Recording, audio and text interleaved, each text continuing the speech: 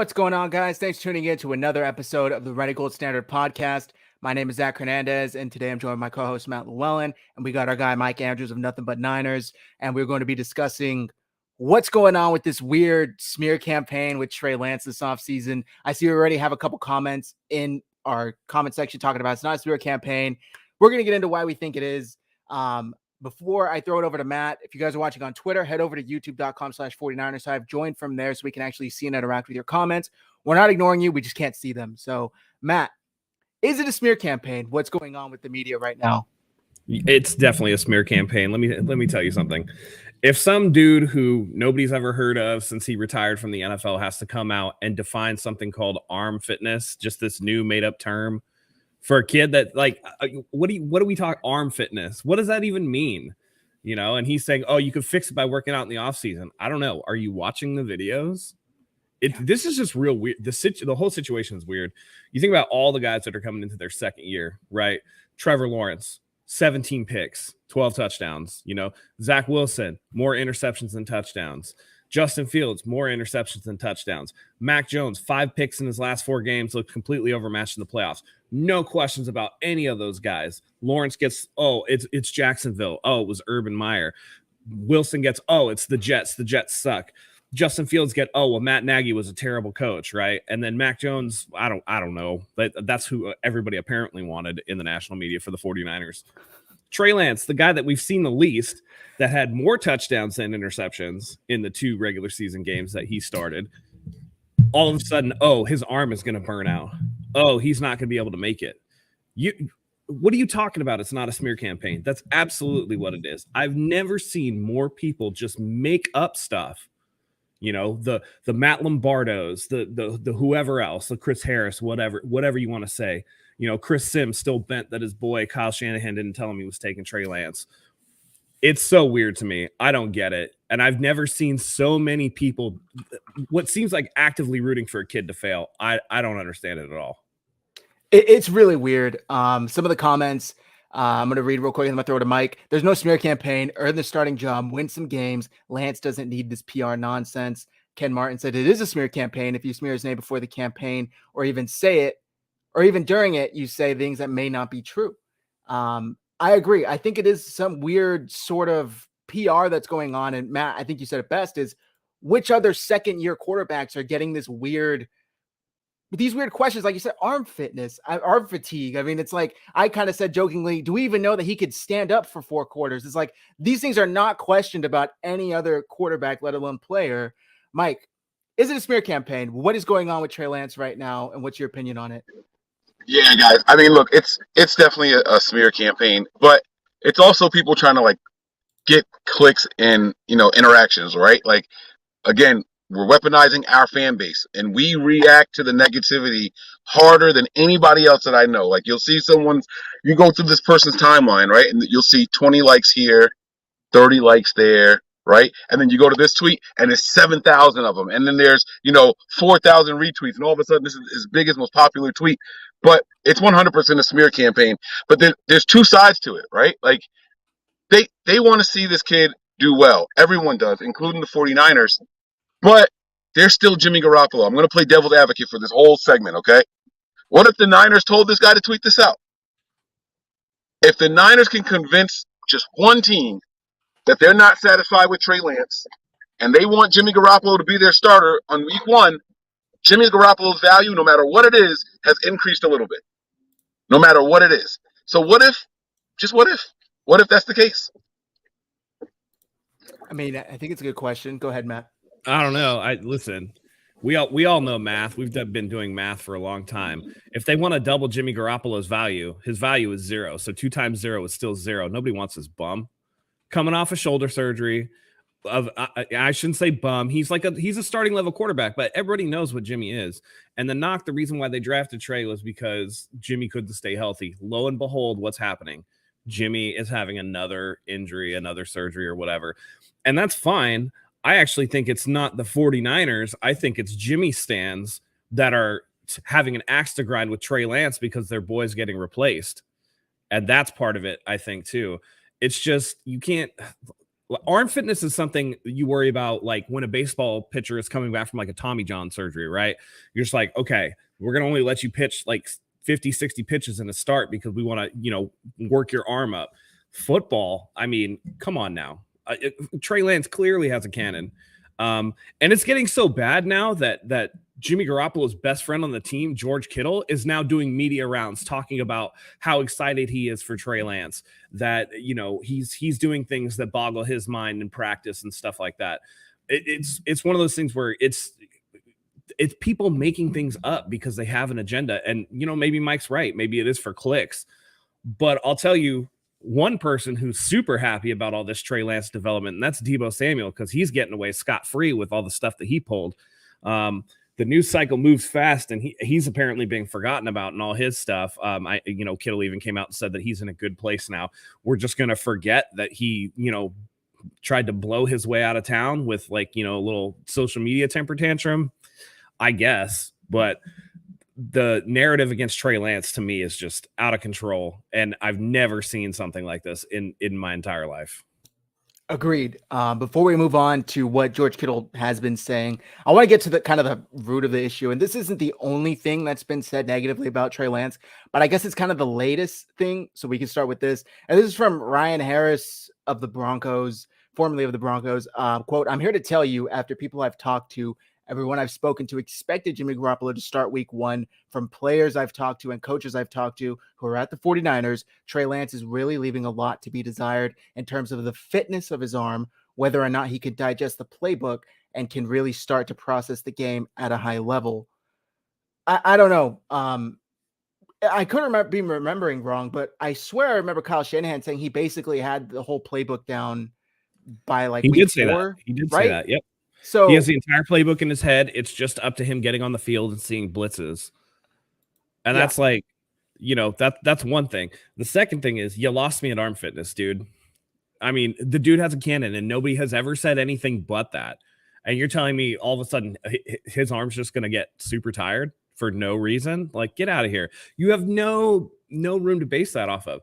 It doesn't matter if you've been talking to people with the 49ers. Trey Lance hasn't been in the building because players aren't allowed in the building in the offseason except for training. He's been working on his own. He's actually been working down here in Southern California with a quarterback coach working on his delivery and things like that. There are pictures of him out there earlier in the offseason with Zach Wilson.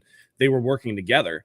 So who in the 49ers is going to know? Unless that this Ryan Harris guy wants to let a bunch of violations, labor violations out into the world, but that doesn't hold any water with me. It sounds to me like a certain former 49ers quarterback coach who was brought in for Jimmy Garoppolo specifically has a little bit of the red ass, and he's taking it out on Trey Lance. So I don't know. That's just my opinion. Those are super, super solid points. And that's exactly it, right? Like he's saying according to the players and the coaches he's talked to on the 49ers. He didn't say former players or former coaches, right? So he's making it sound like these are people in the building. The only people that Trey Lance has worked with all offseason were all the wide receivers except for Deebo. So who did he hear it from? Now, if he's trying to surmise, well, this kid hasn't played real football, in a really long time. He's only got those 10 quarters from last year, and then the 4 quarters from the one game that he played the year before. Like, if you want to sit here and say that he hasn't done it in so long, we're worried about that, then just say that, right? But you're trying to make a story out of it as if you got some information here. And like Matt said, unless you're going to sit here and just straight up say that, here are the violations, these people are telling me this, and the Niners are working with, then what you're saying is all fabricated. You're muted, Zach. Yeah. Thank you. Mayoko tweeted this out, and that was a good point. Trey Lance last played on January 2nd. On Tuesday, he will take the practice field for the 49ers teammates for the first time since the end of last season. So it might be wise to take that into account when determining the veracity of any updates about how he's been developing the past 5 months. It is really weird that it's like one after another. These reports are coming out, and I say reports loosely, coming out that, the 49ers still aren't sure. They still think that, Jimmy Garoppolo, hey, he might be on the team come training camp. We heard even Richard Sherman say that. And I don't think that was anything directed towards Trey Lance, but it is just kind of weird that if these are things that they're putting out there, or maybe even ex players and coaches are putting out there. I'm just really curious as to why. But Matt, I want to get on to what you were talking about George Kittle, because you said that, he has been coming to the support of Trey Lance, and he's kind of been known to be Jimmy Garoppolo's biggest supporter. So I did think that was interesting to see. He's been invited to the tight end university. He will be the quarterback throwing there. I have a video from the Pat McAfee show, if I could pull it up here, where he was talking about Trey Lance. So let me pull this up. Zach Wilson and Nick Mullins, CJ Beathard. Yep. Josh Allen, if he can make it happen. And Josh Allen. George Kittle said in the first hour, Trey Lance, he said he looks like a completely different football player from last OTAs to this OTAs. Getting to watch Jimmy for a year has made him better. Trey Lance actually going to tight end university in June, presented by Charmin in Nashville to throw to all the tight ends, as is Zach Wilson and Nick Mullins, CJ Beathard. Yep. Josh Allen, if he can make it happen. And Josh Allen. So, I think George Kittle has a lot of faith in Trey Lance. And this will open up a conversation about them trading 3 first-rounders basically to get up there and having the patience to sit him for a year. Nobody else would do that, right? That isn't something that would happen. Now, they had a much better team than most teams that are trading the future of their franchise for a quarterback. But that patience and letting them watch Jimmy G, it might pay off in leaps and bounds here for the San Francisco 49ers, AJ. Why will it never happen again anywhere else, you think? Man, it has to be the perfect situation for it to happen. So I watched. So I'm going to stop that right there. There was also another. Yeah, don't get us copyright struck, bruh. Yeah. There's also another clip. And I'm not sure if I could find it, but if so, I'll pull it up here, where he was kind of just praising Trey Lance very heavily. And the contrast between the last year or so, and I don't want to say it's contrast necessarily, but just how different he is publicly talking about the two quarterbacks. Whereas before it was like, oh, whatever the team decides to go with, whoever's the best for our team, I'm going to roll with them. They could both lead us. And now he's like, coming out very heavily supporting Trey Lance. Matt, do you notice a difference as well, or is it just me? The word is different. I think it's the writing on the wall. Everybody knows. And that's why, that whole try to get Jimmy Garoppolo some value thing doesn't really work for me in terms of trying to up his value, because he has none. Everybody knows that he's out the door. Jimmy already said his goodbyes. Jimmy is the only 49ers quarterback of the last 5 years to not be invited to this tight end university thing. I don't think this actually brings into mind something that I've always wondered about Jimmy Garoppolo, is that, inside the building, he's a leader, but we've always heard Kittle talk about, man, Jimmy never returns my texts or calls or whatever. I feel like when Jimmy's away from football, he's just like a really weird, awkward dude. Yeah. And so he's, you don't see him participate in a lot of this kind of stuff. In terms of Trey Lance, the fact that he has him there, I guess he's not worried about arm fitness, right? I mean, we saw that throw against the Texans where he threw it 40 yards on a line. The camera didn't even pan. The ball just stayed in view the entire time. Arm fitness is fine. Apparently, George Kittle's not worried about it, so I don't know why Ryan Harris is. It's interesting to see, and I think it's something that Kittle, as a leader, as a vet, has to do. And he's talked about it, not only giving Lance praise for the change between last OTA and this year, but also talking about, listen, there's probably going to be some growing pains, and we have enough around us that he's going to be able to make it through those growing pains. We have his back. And it's a little bit, like you said, different how they're talking from last year to this year. So it's pretty clear that Trey Lance is going into OTAs, going into camp as the presumptive starter. And what happens with Jimmy Garoppolo, I still maintain that when he gets healthy and his injury guarantee is off the books, they're going to release him. I don't believe John Lynch for a second saying that they're going to give him away for free, simply because if you sit him on your bench for $27 million for the entire year, right, he's leaving next year anyway. So you're not going to get anything for him anyway. The benefit to releasing him now is that you have his contract coming off the books that helps Trey Lance 1 year earlier in his rookie deal rather than waiting for Jimmy to come off the books next year. If they don't trade him, they're not getting anything anyway. So I don't buy the whole, we're not going to just give him away for free, because one way or another, you're going to do that. Yeah, that's a really good point. It basically is just a matter of when and if you're going to get something or not. There is actually one more clip that I want to play real quick. I'm not going to play all of it because it's about 3 minutes, but this is Kittle directly not being quoted, actually talking about Trey Lance on the McAfee show again. So let me pull this up here.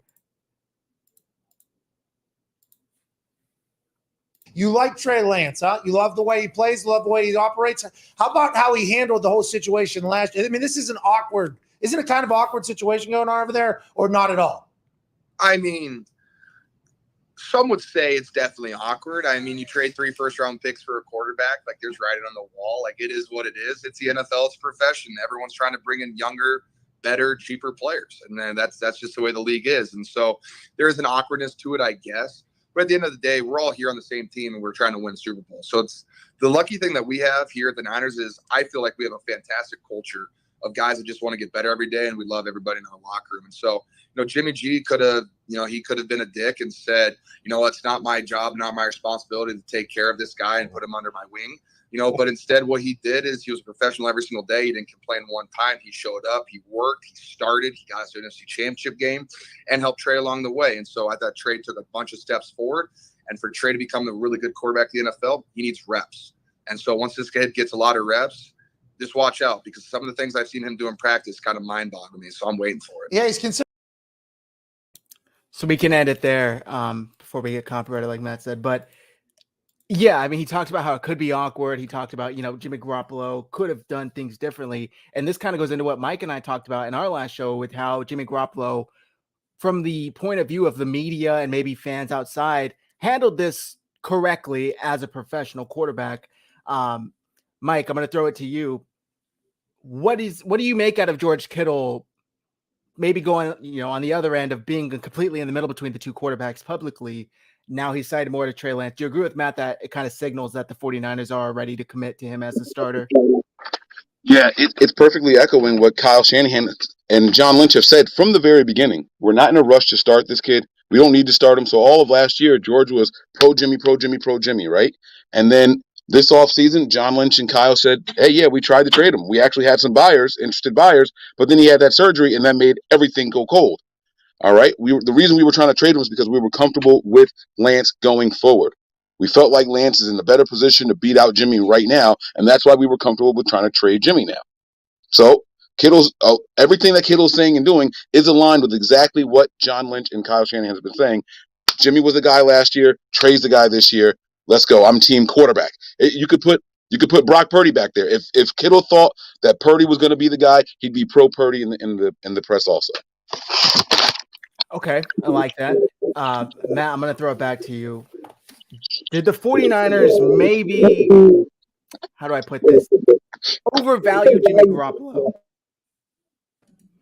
They've always overvalued Jimmy Garoppolo. He means more sentimentally to the team than he does to people in the NFL, simply because Jimmy Garoppolo was there when they went to the Super Bowl. He was there last year when they went to the NFC Championship.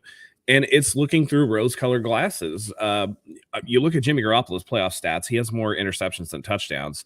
He throws the ball under 60% completion in the playoffs. It's just it's a different when things get tight, and we see this in the NBA all the time, right? We see this in a bunch of sports. The guys who can win regular season games get to the playoffs where it's all the best of the best, right? And all of a sudden now you don't have that layup game against, the Detroit Lions that you can throw for 270 yards and 3 touchdowns in that kind of bump up your season stats. Everybody in the playoffs is a cut above the rest of the NFL. So you get to the playoffs, you start playing these teams. Your defense is elite. We know that, right? Running game works.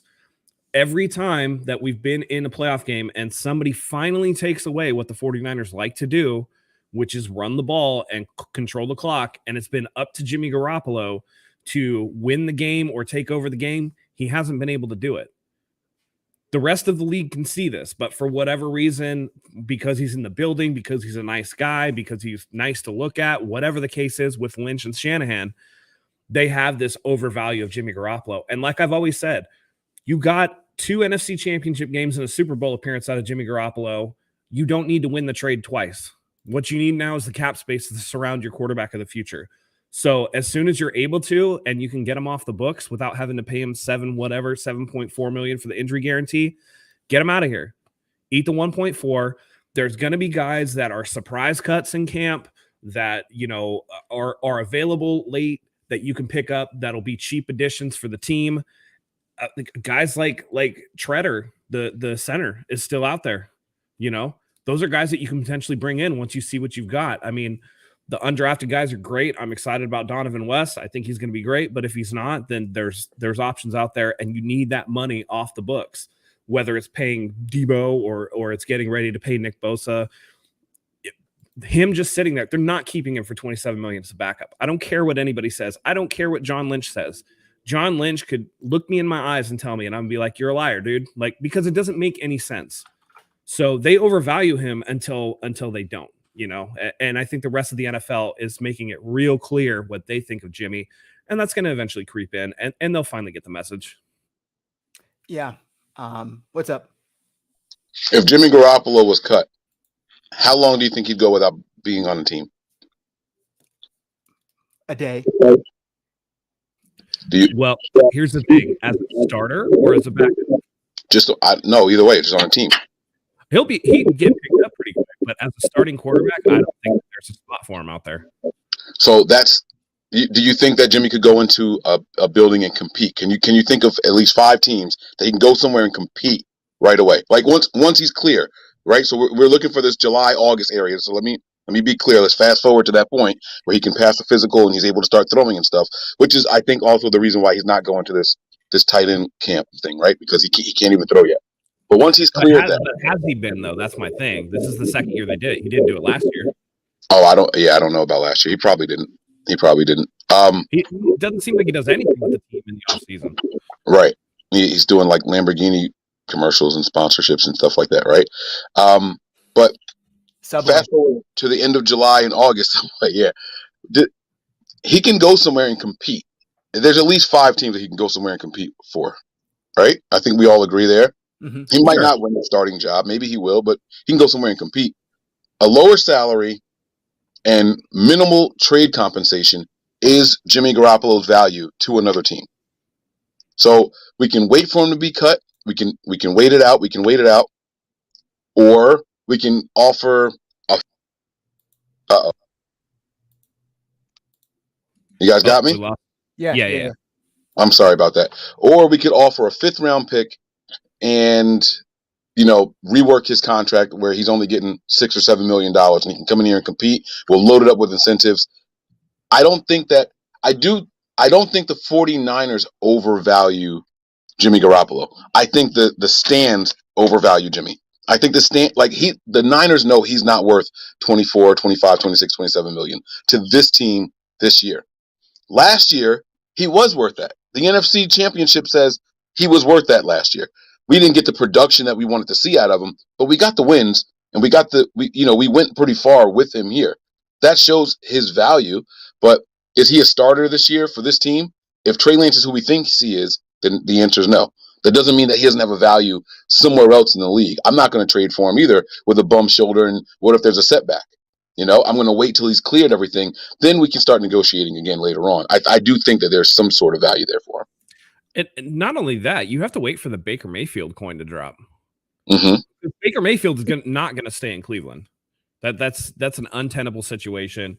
That's already been made clear. It doesn't matter if Deshaun Watson gets suspended for the entire season. They already brought in did they bring back Tyrod Taylor to back him up? They brought in somebody to back him up. Baker has made it clear that he wants out. Nobody's going to help the Browns by trading for him, so they're going to have to cut him. Which, I mean, he's on his 5th year. That's fully guaranteed contract. So the Browns are going to have to pick up the entirety of that contract. He can sign for the vet min somewhere else, probably somewhere like Seattle or something like that, compete for the starting job. Once that domino falls, that's when Jimmy Garoppolo can be looked at again. Because if it's up to me, I got, a younger, probably cheaper quarterback, because again, with the Browns having to pick up Baker's salary, he can sign for cheap and compete for a job and potentially a contract. I'm taking Baker Mayfield over Jimmy Garoppolo just for the younger, cheaper aspect of it. They both were hurt, but Baker's main injury was to his non-throwing shoulder. Jimmy Garoppolo, this is, I believe, his 2nd operation or procedure for like his throwing. He's had the thumb injury last year, the shoulder operation. It's just been a lot, man.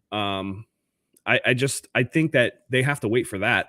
And even once that hits, like Mike says, what's the actual compensation value? Because again, you look at this situation, why would I offer the 49ers anything in terms of either salary compensation? Like, I'm not taking Jimmy at 27, that's for sure, right?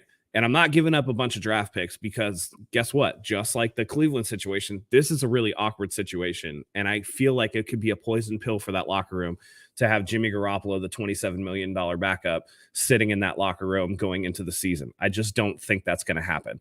Jimmy's not going to want to take a pay cut. He's going to want to get to going wherever he's going to go. He already said his goodbyes at the end of the season. Right. It's pretty clear that Jimmy Garoppolo is going to be moved. So why not wait? This is a game of chicken with the 49ers in the NFL. And the 49ers, I think, are going to have to blink first because there's no other alternative. They cannot go into the season with Jimmy Garoppolo in their locker room. I agree 100%. It's a weird situation that I don't think they were anticipating still being in as of May 21st into this offseason. I mean, Jimmy Garoppolo himself said goodbye. Like you said, Matt, he said his goodbye in the wrap-up press conference. I don't think he expected to be here, but here we are. We have a super chat from our guy, Fernando. He says, Mike, Niners are going to have to cut him. Who wants to pay $25 million for Jimmy? Trey Lance is going to Tight End University, which he'll benefit from Josh Allen. Do you agree he'll have to cut him? No, they can trade him and they can rip up his contract and do a new one. Like that, it's this misconception that if a player's traded, they go with their contract. We just saw Deshaun Watson do it. Now in his issue, he made more money, right? That's clearly, I don't think it's going to happen with Jimmy Garoppolo. But you can do a trade and a contract agreement at the same time. That has happened plenty of times in the NFL where teams will say, we'll take him, but you guys have to eat $5 million of his salary cap, or we have to do a whole new deal, and the agent has to agree to it. So the Niners own his rights. If Jimmy and his agent agree to whatever new contract the other team is willing to offer, they can negotiate a trade that way. Okay, I like it. Now here's a rebuttal from Niner by Nature. Why would Jimmy take less? Because for me? Yeah. Because if he's cut, he gets nothing. He has no guarantees right now.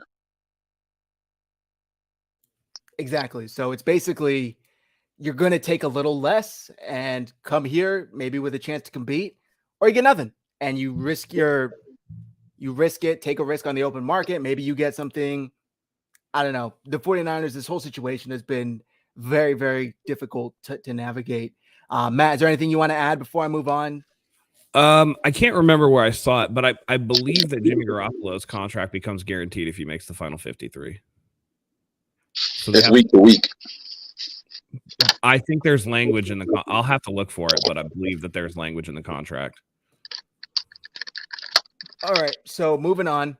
I saw Joey posted in here.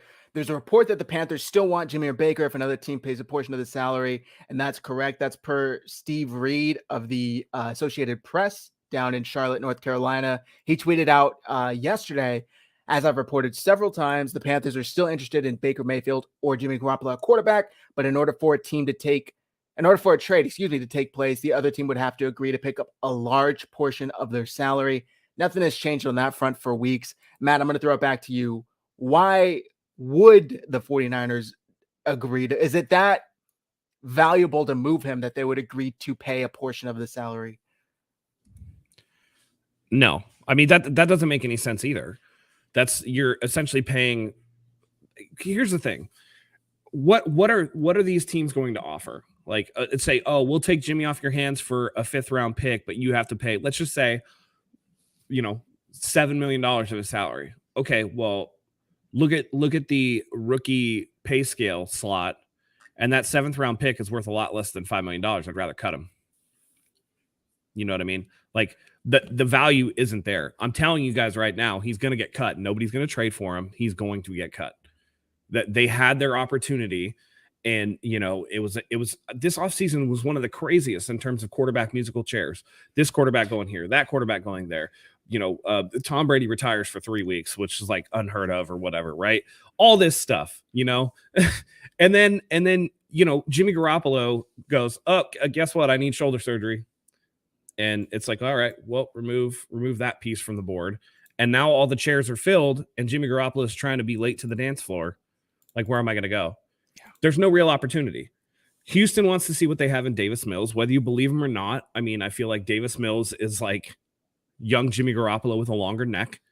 They're not trading him. They're not trading him to Seattle, obviously. Not that I wouldn't mind that, because I feel like we'd still bop him.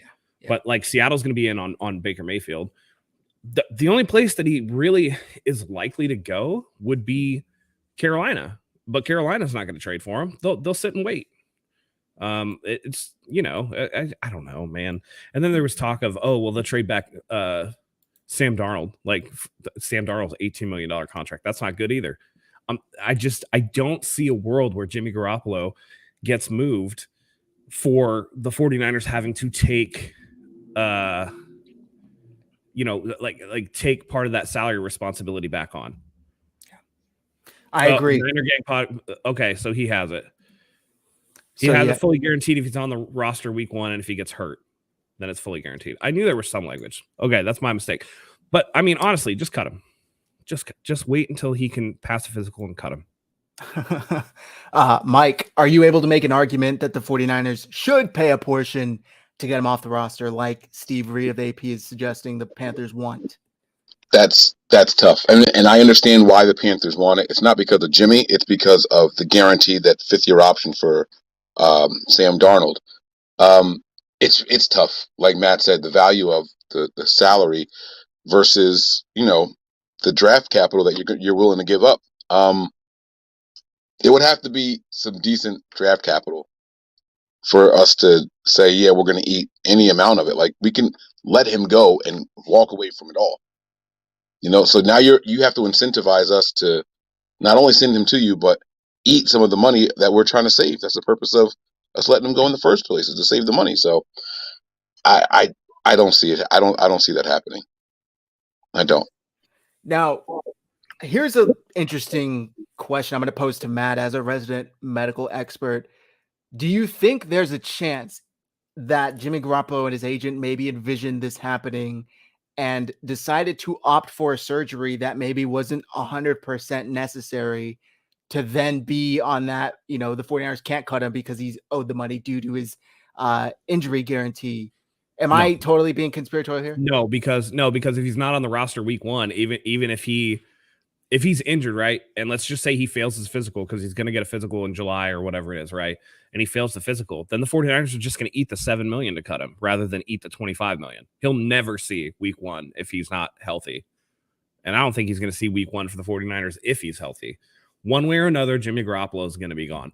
Also, about those Subway commercials, I just want to say that when you star in your own commercial and your grandmother says, well, at least he looks good, dude, that commercial's clowning you. Yeah, it's a weird commercial. I actually saw it for the first QB time Messiah, the other night. the one that's like, yep, he's dumb. Okay. Yeah, it's weird. What's up, Collie? Thanks for tuning in, my guy. Fernando's asking, Matt, you don't think Jimmy puts us in this situation? Let's see. No, I'm not talking about the timing of the surgery. I'm talking about they didn't plan it so that Jimmy Garoppolo would somehow get his entire last year guaranteed, because there's no scenario where that happens. No, I think this was very strategic on their part to kind of, facilitate, because here's where I think, I don't think Jimmy Garoppolo wants to get traded. I think he wants to get released so that he can pick where he goes. That way he can kind of figure it out. Joey. I mean, if I'm Jimmy Garoppolo and I get released, the first person I'm calling is Bill Belichick. Like, do you really like Mac Jones? I know you wanted me here to, take over for Tom, and hey, here I am. Right? Mac struggled last year in those playoffs, and me, I can win playoff games. Come on, Bill. That's the first place that I'm going. It's having control. Jimmy Garoppolo has seemingly never had control of this situation, whether it's through injuries or whether else. And I don't know. I think it's more about being able to choose his next destination rather than, I think we're going to get this money. But it definitely, I think, was his plan to kind of wait on this surgery. So okay, so I'm partially correct in my logic here that it was a strategic timing at the very least to therefore maybe control, because you're right, he's never been a free agent. The only teams he's been traded on, he was drafted by, then traded to. Maybe he had some say in where he went when he left New England. I don't know, but still, this would be the first time he has 100% control of his own destiny. And I just gotta say, this comment by Joey's hilarious. His foot long is longer than his air yards in regards to his Subway commercials. Can I jump in on your theory there that you're asking about? Mm-hmm. I was always against the whole like, oh, his agent did this on purpose, his agent did it on purpose thing, right? But what if the agent is really, really tapped in and he knows that the league isn't really high on Jimmy right now? They haven't been high on him for a long time. So if we do this, you can get the $7.5 million. If you have a setback after you failed the physical for whatever reason, you got $7.5 million guaranteed. Let the league go cold for a year. Let them forget about how bad you were. All of a sudden, people are high on certain quarterbacks after they've been absent for a year, right? All of a sudden, they're like, hey, maybe this guy is good. Look at what it did for Mitch Trubisky, right? People were dumping on Mitch Trubisky, and now all of a sudden he's supposed to be a better option than Jimmy Garoppolo? Since when? Since when, right? It's the recency bias thing. You sit out for a year, you take the 7.5 after you have a setback and you fail your physical. Then you're a free agent. No one's seen you for a year, and the last memory they have is that guy led the team to an NFC championship. Values back up. That's the only way I can tie your conspiracy theory together. Or I mean, he goes to a spot where he knows the incumbent, right? He's going to go, oh, well, I got the $7.5 million guaranteed. Let me sign a lesser deal. I'll go back somebody up, like a Matt Ryan in Indianapolis or something like that, right? Or whatever. Maybe I'll go try to compete with Trubisky in Pittsburgh, whatever the case may be. And then all of a sudden, he's still, he doesn't have to stay away from football for a year, but he still gets that same like out of sight, out of mind. Oh, remember when Jimmy? Like, I got you. Yeah, and that eating that 7.5 or getting that 7.5 million guarantee makes that a little more palatable to do too, because now you can sign like, oh, I'll sign for 1 year, like $9 million. Now all of a sudden, I mean, you're like 2/3 of the way to what you were. You're at $16-17 million for the year that you're going to get paid. That doesn't look so bad. Real quick, Niner by Nature, shout out Mike. Mike, you're getting lean, my man. How much weight have you lost? He's down 8 pounds now, keto and intermittent fasting. And then go ahead, Mike. No, I haven't been on the scale in 3 weeks, so I'm not sure exactly. Last time I checked, I was only down 4 pounds. So, okay. I do not like Subway. I think Subway's trash. I think their chicken is basically rubber, but I do like Togo's. Matt, do you like Subway? If like I have no other options, to be honest. Jersey Mike's is better. At like any local sandwich shop. We have one here in Southern California, in like San Diego area called Board and Brew. That's like amazing. Subway's kind of trash. Well, you know what though? I will on occasion go in there and get their meatball sub because I'm just a glutton for terrible meat products. So it's on the sauce. Stomach hates me for it, but it's fine. Mike, what about you? I've been to Subway once in my entire life, and they charge me for toppings. I don't know if that's an old thing, but I was over it since then.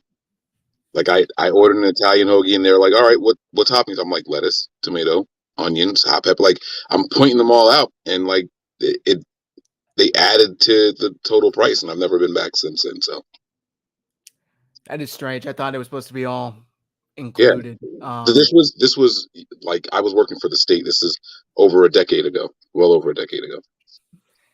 I like Togo's. I could have Togo's almost any time of the week. There's not that many down here. Really? I know of like one down in this area. Oh, but so Togo's pretty good. Yeah. I didn't know Jersey Mike's was like a nationwide thing.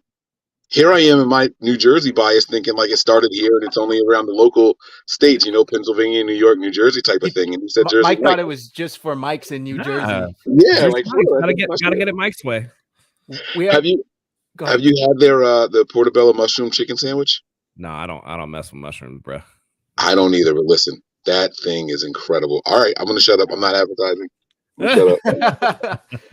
Also, by the way, can I just say here. Jimmy John's sucks. Don't go to Jimmy John's. That place sucks. Never been to one. It's trash. All right, going through some of the comments. Niner by nature. Why would we owe him money on his setback? It's just the language in his contract is an injury guarantee. So if he cannot pass his physical, he's injured, and he's guaranteed the 7.5 of the 25 million of his contract. So that's how that all works. Right. Niner gang. I hate all the love that Shanahan and Lynch show Jimmy. It makes me sick. I mean, they're not gonna bash him. Don't confuse true love, like actual, like, oh, we like they genuinely like the dude, but they're not forgetting about the business aspect of it. And a lot of this is like the PR pump up, right? They're trying to get some value for him. I know that Lynch said he had a second round offer on the table. I think that was complete garbage. That was not true. But he never cooperated that. What's that? He never cooperated that. He never said that was the thing. Okay. That was something that somebody said. Thank God he never said that. Right. Well, whatever the case was, that, oh, there was a second rounder on the table or whatever. That to me, that's a rumor that gets floated. So somebody hits you with like a fourth rounder or a third rounder. You know what I mean? Yeah. Fernando, don't you remember the conference after the NFC Championship? Kyle said he loves Jimmy. I mean, he could love him as a person, but again, professionally and from a team building aspect, he's got to go. And they made that clear as day by drafting Trey Lance. Yeah. Yeah. Same guy that said I loved him is the same guy that said, hey, let's trade up and get rid of this guy. Yeah, Jimmy saved Kyle and John's career. That ain't true. The defense saved their career. Listen, this is a misnomer, and I want people to understand this, okay? You're going from CJ Beathard and Brian Hoyer and Nick Mullins to Jimmy Garoppolo, okay? Jimmy Garoppolo is not a great quarterback, but at least he's like an NFL caliber quarterback. Them other dudes are like in the arena league now, or like fan controlled football or whatever, right? They're garbage players, right? They're sitting over there with Johnny Manziel, you know, in a bathroom somewhere, getting a little too herbal with it, if you know what I mean. Those are not true NFL players, all right? They're the weekend warriors who wish they were. They're the good locker room guys, the guys that you keep, the camp arms, as we call it, right? Like, they're not good. They're not good. So when you're looking, I'll put it to you this way, right? You have an ugly girl and a good-looking girl, right?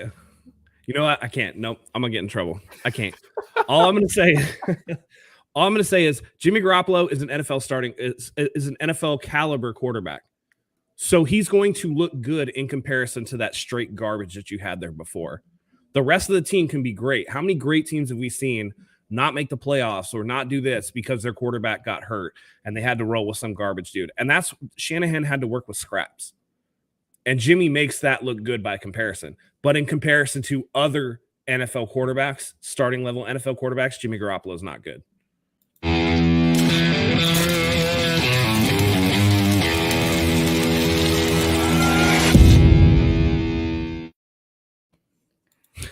Been a while. Since a nice Matt rant. Okay. Yeah. Oh, perfect. Joey, perfect. Right. It's like the difference between a Pinto and a Honda Civic, right? The Honda Civic is obviously a better car, but then you look around and everybody else got a Mercedes and you're like, well, all right. Like the Civic will get you from A to B. It won't get you there stylishly, but it'll get you there. The Pinto, man, the wheel's going to fall off halfway down the street. You're going to have to hold on to the door so it doesn't fly open. That's kind of what that's like. Much safer analogy there. Okay, so enough of the Jimmy Garoppolo. I was like, man, where can I go with this? No, better not. Yeah, it's tough. Enough of the Jimmy Garoppolo talk. I know you guys are sick of it as much as we are. Let's move into something clearly nobody's before we sick get off of. of Jimmy Garoppolo, can I just say, for anybody that because this Sean McVay beat Kyle Shanahan in the NFC Championship game because he had the better quarterback. I mean, I know Jimmy Garoppolo with the pirouette, throw it over his head, interception to end that game. On third down, when he could have taken the sack and had one more play, that's who the people are standing for. Don't think you get them out. Okay, now we can move on. Yeah. Okay. Clearly a topic that nobody's sick of, and that's the Deebo Samuel wanting a trade discussion topic, whatever you want to call it. Apparently not anymore. Apparently not anymore. But I want to talk about what Steve Young had to mention or add to the situation when he was on Rich Eisen's show, and he said, quote, Debo did himself a bit of a disservice with the whispers around how he felt about this whole situation. I just think that Debo, if you don't want to be here, say it. Why, what you're doing or not. And then he talked about how the kind of just unclear tweets and posts he was putting out there regarding maybe he was mad at his usage, maybe he was mad at the amount of money, maybe he didn't like even being California. All of this was unclear, and the amount that of context he did add to the situation didn't help. And then the draft comes and goes. He's still on the roster, and now he's kind of sitting there looking like, okay, well, hey, old buddy, hey, big head, texting John Lynch, hey, big head, at 10 p.m. at night when the girl you didn't want didn't text you back. Like he's in a really interesting situation here. Mike, I'm going to throw it to you. We talked about the Niners possibly overplaying their hand with Jimmy Garoppolo. It's clear Debo overplayed his hand with wanting a trade, right? All right, so we had a power outage over here, and I lost you guys for like it just came back on. So I lost you guys for like 20 seconds. The Wi-Fi is going to kick back on. It's going to boot me. So what exactly is your question again? I heard most of what you were saying. But okay, so basically just talked about how Steve Young's comments about how Debo Samuel did himself a disservice, and the quotes that he was adding, the tweets he was adding weren't clear at all.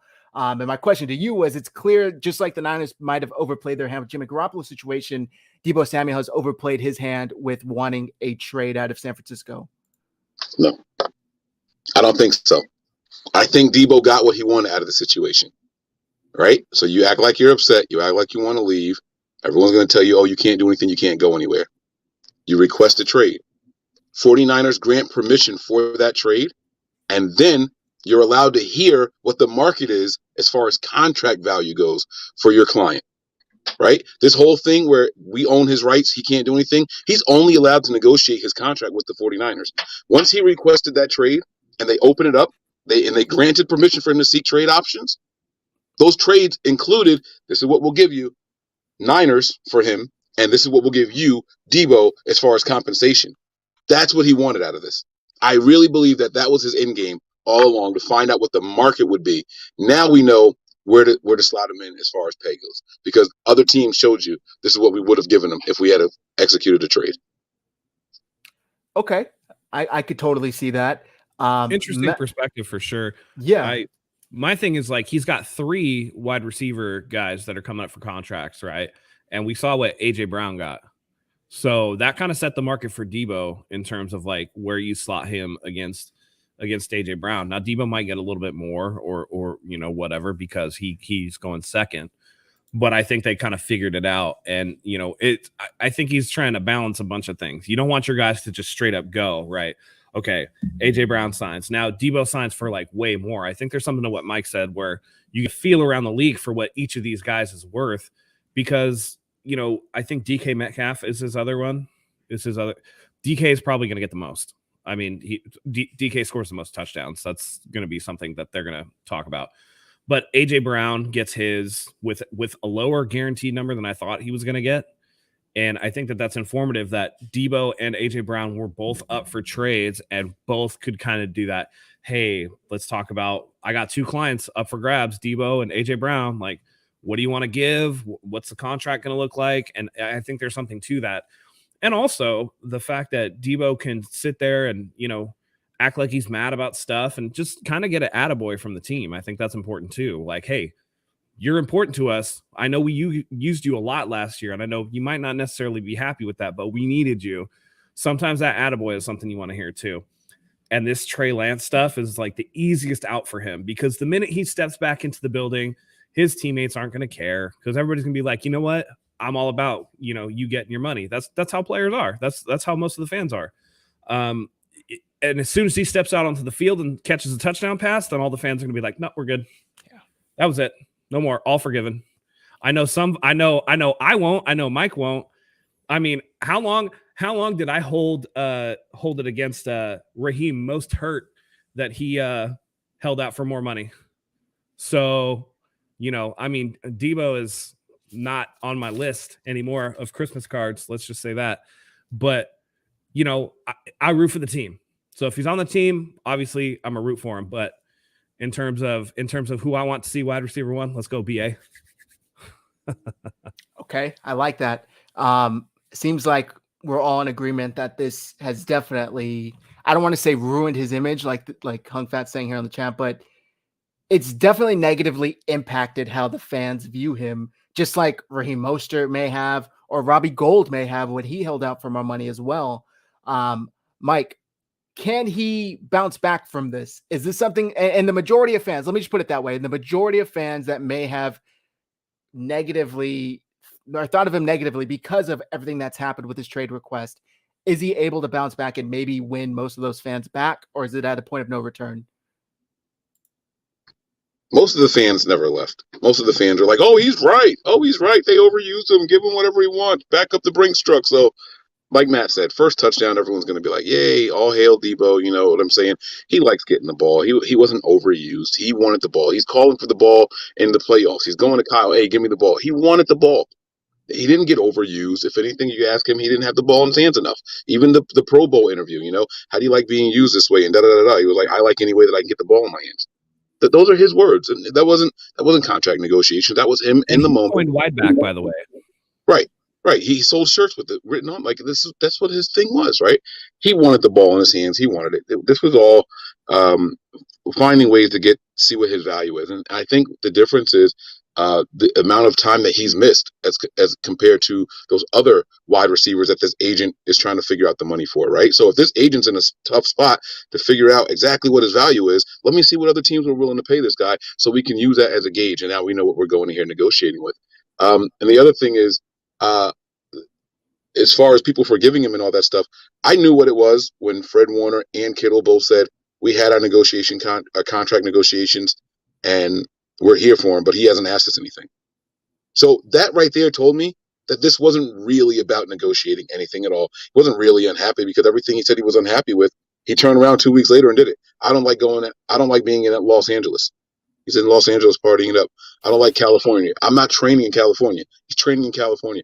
Everything that he said he didn't do or doesn't like to do or whatever, he turned around and did it. This was all just a big ploy and a waste of time. But he went too far with that Cowboys jersey thing for me. That's where he lost me forever. That's why I'm just like, hey, dude, you can't be doing that.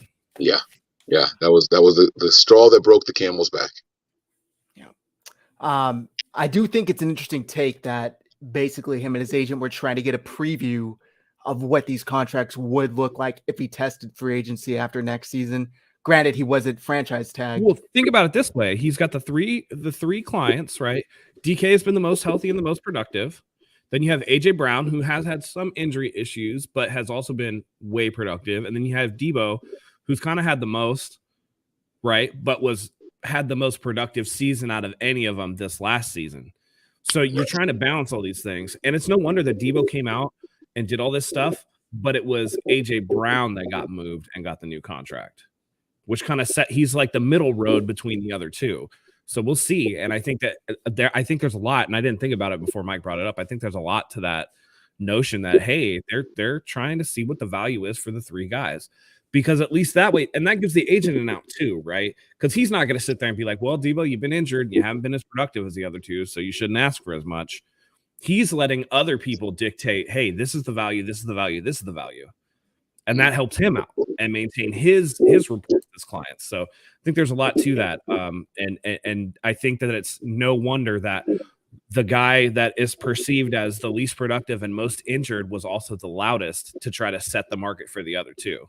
Because they know the 49ers, because he was in the most secure situation. 49ers have been nothing but effusive about their praise for how much they love Deebo Samuel.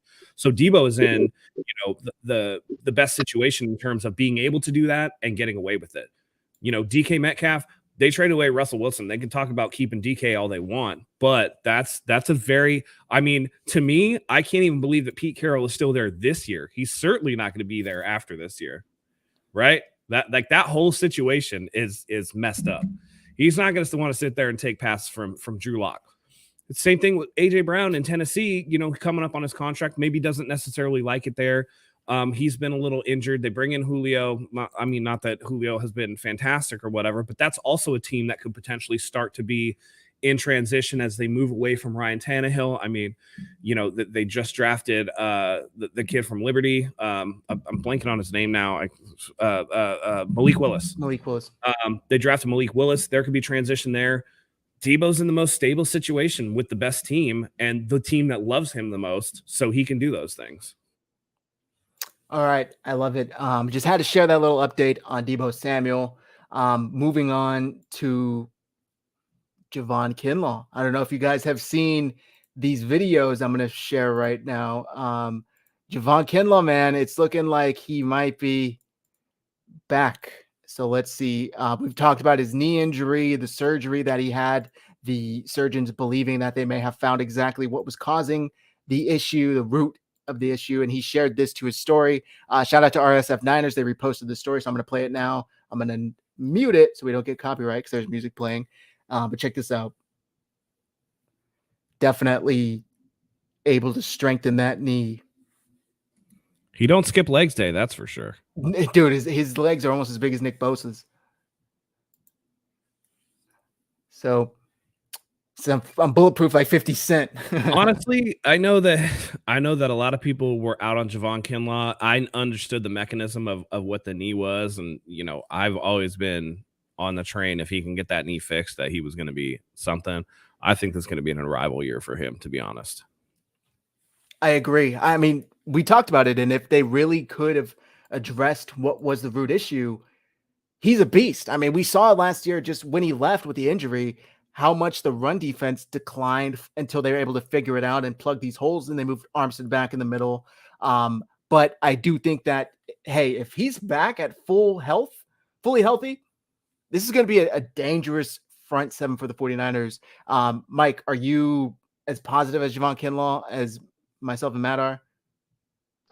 Yeah, I might be more gung-ho about this guy. I think he's going to be a very big difference maker. And a couple months ago, he was out talking. He said, lots of miles covered, but lots more to go. I'm still taking this thing one day at a time. This organization revived me when I needed it the most. So blessed to be a part of this team. Like this guy is like he's ready. You know what I'm saying? And I think another thing is the medical advice and the people that he was around, the facilities and the doctors that he had access to at South Carolina are way different than the ones that he has access to now that he's in the NFL and with a professional team. And so I think that you're going to see a bit of a turnaround here. The strength exercises that he was doing there are just incredible. Like I sat there, I saw that video and I took a chair in my house and I tried to do that. No. I have a bad left knee. I tore my tendons in it when I was in high school, and every once in a while, I never had any kind of corrective surgery. And if I play basketball too long, I still feel my knee jolting out of place. Right? I tried it on my left leg. No, like it's not easy, and you can see him losing his balance every once in a while, but he still brought himself back up on the one leg, and that's why they had the bench there underneath him. I think this kid's going to make a very, very big comeback, and I'm talking like comeback player of the year type stuff. Like I expect that kind of production from him this year. No, I think it's absolutely, and just from a technique standpoint, right? Look how much you're able to work and develop when you're not worried about, oh man, is my knee going to hurt today? Like, what am I going to get out of my knee? Is it going to be 80%? Is it going to be 60%? Am I going to have a good day, a bad day? When the knee is fixed, it's fixed, and then you don't have to think about it anymore, and you can go out there and you can just start mauling. Not to mention that the 49ers, on top of that, have brought in so many different pieces on that defensive line. I mean, we're talking about Drake Jackson, who has a workout video where he's doing some like insane upside down pull-up thing. Like, dude, there's some bodies on this defensive line, and they're going to get after the quarterback. Not to mention that they brought in Charizard Ward, that we got people, I mean, the safety spot is a little suspect, but I mean, overall, I'd say the secondary has been worked on, and they've poured draft capital into it with the kid from Penn State and Sam Womack and Charizard Ward And it's still Emmanuel Mosley coming back. I mean, there's pieces there, right? Sometimes it's a little bit of addition by subtraction. No more Josh Norman. That's a good thing. So you're looking at this defense. This defense looks set up to be just a beast of a defense. And so, again, like George Kittle said earlier with Trey Lance, there's a lot of pieces around that are going to make that transition with that quarterback a lot easier. And for the 49ers to be able to slot in a healthy Javon Kinlaw next to Eric Armstead, who is much better as a defensive tackle than as an end. And then you have Drake Jackson and Samuel Ebikam, or Samson Ebikam, on that side opposite of Bosa, where you can rotate them and keep them fresh, which is only going to help Bosa out. I mean, dude, they're going to get after it big time.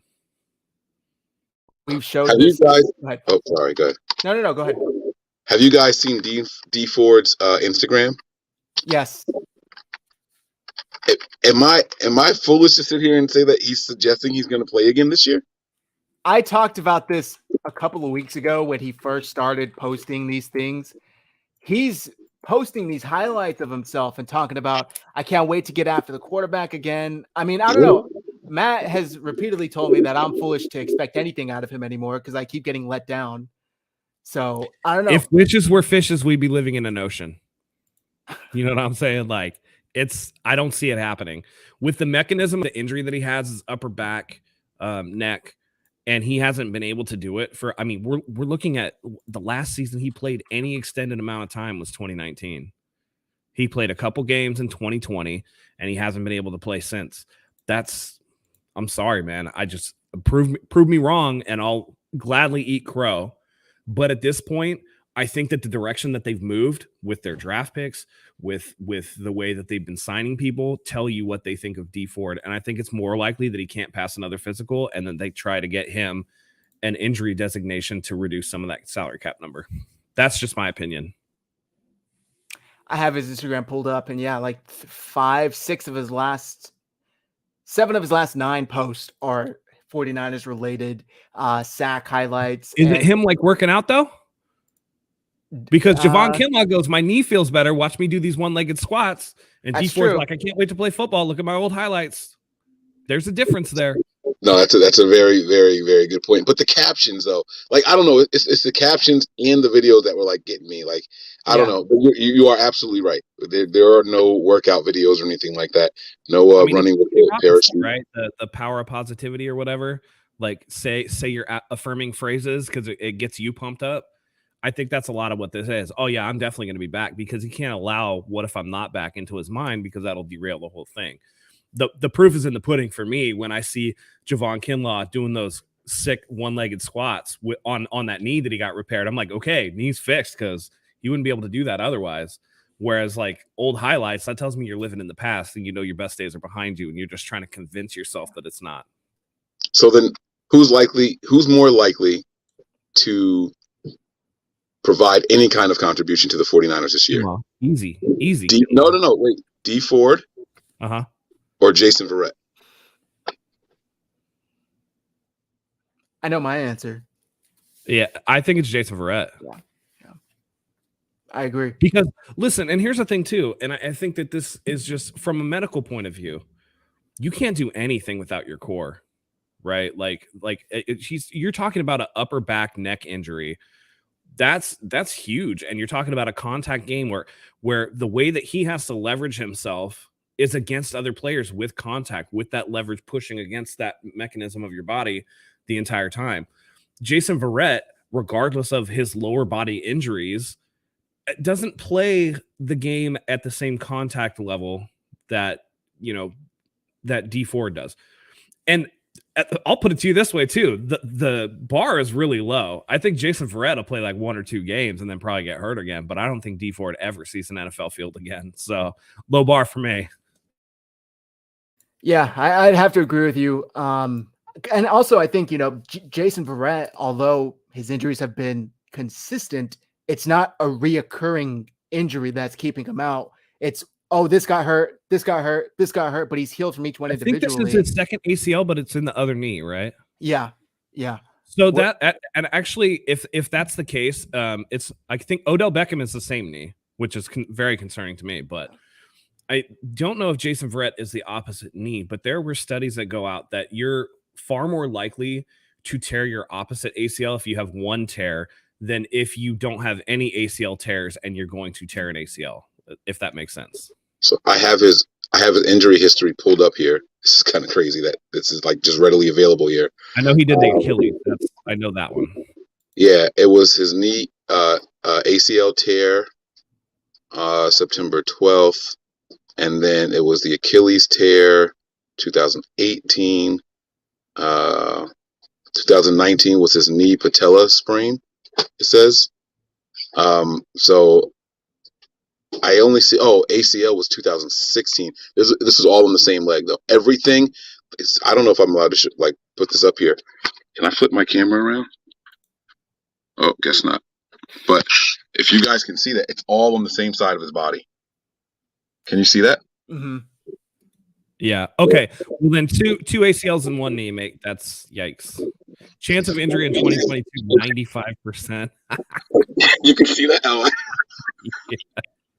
Which is like, but Jason Verrett is also on a 1-year deal. Minimum amount of salary, right? Plays a less contact position. If you get anything out of Jason Verrett, it's like easy money. So yeah, I just think that he's more likely to play. I don't think D Ford is going to play at all. No, and like I was saying with D Ford, it's like the back/core/neck. It's the same thing that has consistently kept him out. Maybe he could play a little bit without practice. Maybe if he takes a couple of he only plays on third downs, whatever it is. It's that same injury. Whereas with Jason Verrett, Mike just showed you, it's 4 or 5 different injuries, albeit yes on the same side of the body. But they're different individual injuries that he's been able to recover from and then play and that again. Could just be dominance too, by the way. If he's right leg dominant, a lot of his right leg is going to take most of the brunt of like the harder cuts, the the initial steps, the explosive movements. You're going to lead with your dominant. A lot of people injure their dominant arms over their non-dominant arms too for that specific reason. So D Ford has a less chance of being injured in 2022 than Jason Verrett. That's interesting. He's got an 82, whereas Jason Verrett had a 95. Make of it what you will, but it is interesting. I mean, I guess it's not a new injury if the same injury is messing him up. So I'd love to know how they come up with stuff like that. It just, I don't know. It's so weird. That's that secret sauce formula that PFF uses. Good stuff. All right, guys. I think we're going to start to wrap things up here. If you have any questions, feel free to throw them in the chat. We'll answer them before we wrap things up. Mike, any last things you want to get out that maybe we didn't cover? No, not really. I'm trying to think what happened with Joe Montana recently. I saw a lot of people did he say or do something again online? Like, I know he's like anti Trey Lance, but like, was there anything new with Joe Montana? Like, Joe Montana and Steve Young's names were. I don't know. I know that Steve Young was on Rich Eisen's show and he was talking about how you don't like the whole Trey Lance isn't ready thing. He doesn't like that term because you haven't seen him. Like, when are you ever ready? You just have to go out and do it. In terms of Joe, I think it's the same thing with him. They're talking about how Trey, people I've talked to said Trey Lance isn't ready. But also, I watched the Joe Montana documentary, and he thought when he was coming back after that injury that Leonard Marshall gave him, that he was still better than 1992 MVP Steve Young. So everything Joe says, I'm kind of taking with a grain of salt at this point. He's going to have his opinions and his convictions, but I mean, he saying coming off of 2 years of injury that he was better than Steve Young after an MVP season, that's a little out there, man. So I got to take everything he says with a grain of salt at this point. Yeah, I agree. It's just a weird situation for him to consistently try to add in his little bits. I remember like Super Bowl week, he was saying that, they should stick with Jimmy Garoppolo or something of the sort. It is weird. Joe, when Steve Young was on Trey, close to home, doesn't it? Yeah, exactly. Quarterback being replaced by the younger, more athletic guy. Yep. But he recently, you said, Matt, Steve Young was on the Rich Eisen, which I read what his quotes about Deebo Samuel earlier show. And he was talking about how Trey Lance I believe he was talking basically about how he should just it will take some time, but he'll grow into it. And basically, again, mirroring his own experience from what he went through with Joe Montana. It's interesting. This kind of same situation that happened decades ago is similar to what's happening now. And both of these quarterbacks are coming out supporting the same quarterback that was in their position back then. So it is funny. Matt, how about you? Anything we didn't cover you want to talk about real quick?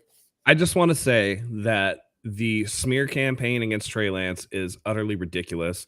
And I cannot think of a person that I've ever rooted for more to succeed and rub people's faces in it than Trey Lance. I want this kid to have everybody eating crow because I know that there's petty 49er fans online, on Twitter, whatever, that are going to pull all the receipts for these assholes that are just making stuff up when they try to pull the, well, I knew it all along card, because you know they're going to do it. You know they're going to do it. So I want Trey Lance to shut everybody up. And I think that after all of this, how could you not love the kid? How could you not root for the kid? Because everybody else seems to be rooting against him. It's utterly ridiculous. And I'm going to be the biggest fan of Trey Lance simply for that reason, simply because other people are not, doing the right thing and being honest about what Trey Lance actually is and what expectations should be. They're making things up. They're telling stories. And I can't wait until Trey Lance comes out and proves all the doubters wrong. Okay, I like that. Fernando's asking if I think Alex Mack comes back. I've been on the yes side of this, but I'm kind of getting closer towards no, I don't think he's coming back. Oh, you're on my side now? I'm closer to that. I mean, I don't know. I would have hoped he would have announced it by now. Up in his position, right? Like, yeah. They can't even get the man. When John Lynch came out and said, "Oh, I'll let Alex make any announcements," that was when I was like, "He's gone." Yeah. And the contract they gave to was it Donovan West? Who was? Yeah. I think that signals that they're at least anticipating he's not going to come back. Maybe there's still a chance. I don't know. What do you think, Mike? I don't think he's going to come back. I think Trey Lance gives the Niners an opportunity to rework their offensive line. If they had someone with less mobility or a higher rate of injury to the lower body, I think I think the Niners would be like, please, Matt, come back. Please come back. Return one more year. But with a young guy like Trey Lance, if there's anywhere that you don't mind your pass protection taking a step back, it's going to be directly in front of him. You know what I'm saying? You don't want to come in from the blind side or, even from either one of the tackle positions. But the guard and the center, you have time to rework that and kind of let this young man see and feel his way through what he's going through.